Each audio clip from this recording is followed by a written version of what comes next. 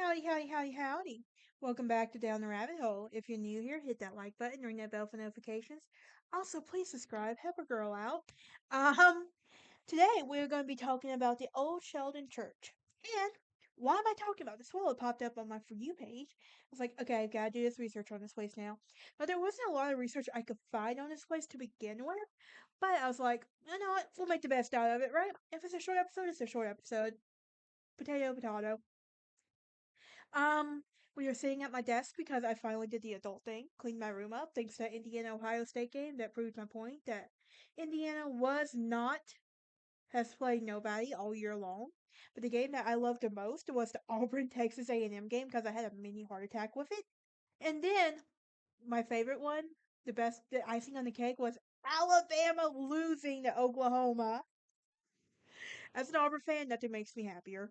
It's a rivalry thing. My friend Nora, he's an Alabama fan. So he was telling me just because so I have this thing where come that is bored in my room that I keep in my apartment, and I basically do something for like spooky season, Thanksgiving. So I finally updated, and in the center I put Bama losing, and he likes to say, and he told me it's because you wrote that you manifested. I was like, no, no, no, no. I was like, I was busy watching my own game and feeling a mini heart attack and everything else. And the funny part was I was trying to prevent a mini heart attack. I was praying so hard for the Auburn A&M game, like praying so hard. Like, thank God that they won. I'm so happy that they won, and everything else because hey, this girl loves her college football. I could talk about it all day, but that's not why you clicked on this episode. With that being said, why don't I jump into what the old Sheldon Church is?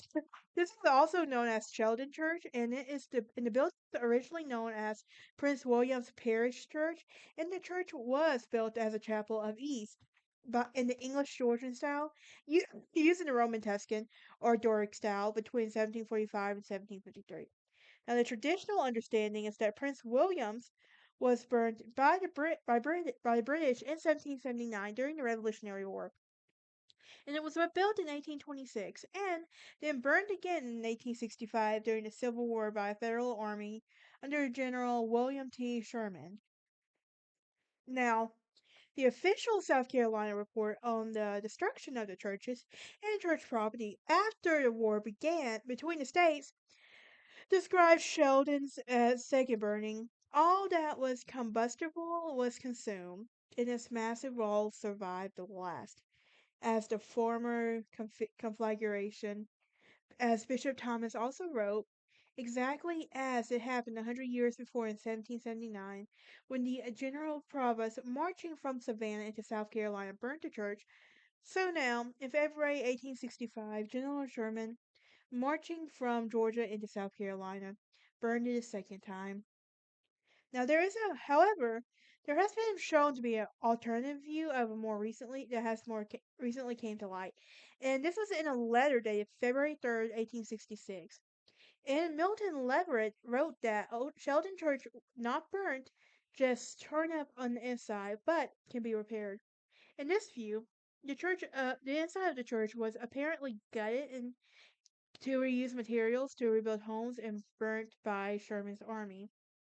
Now, what about Old Sheldon Church today? Well, in 2012, the will lie among majestic oaks, scattered graves, and inside the ruins of the church lies the remains of Governor William Bull, who greatly assisted in the General Auditor in establishing the physical layout of Savannah, Georgia.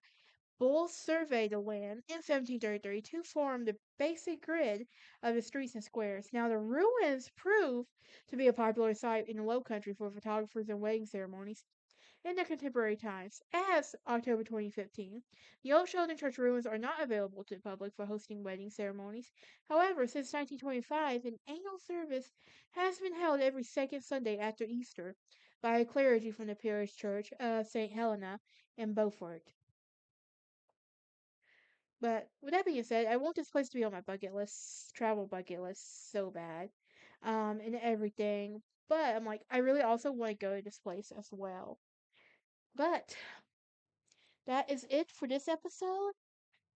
Join me next time as we talk about the Greenberry Restaurant, and then we're going to talk about the Montauk Project, then the Tennessee Tenor, then the Flint then the Flintville monster, then the Tennessee wildman, and then the knot deer. Then we're going to go into some very famous families of U.S. history, and some of them happen to go over to British history as well.